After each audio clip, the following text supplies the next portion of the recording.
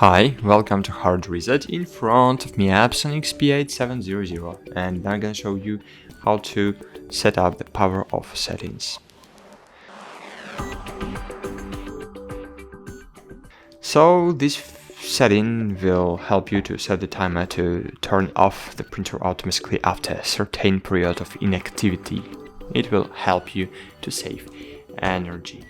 So open settings, find your basic settings, scroll down, find your power off setting, and choose power off if inactive, and choose, for example, 30 minutes later, or for example 12 hours later. And you can enable feature, so power off if disconnected, so disconnected from Wi-Fi network, for example. That's it. Thanks for watching, like this video and bye. See you.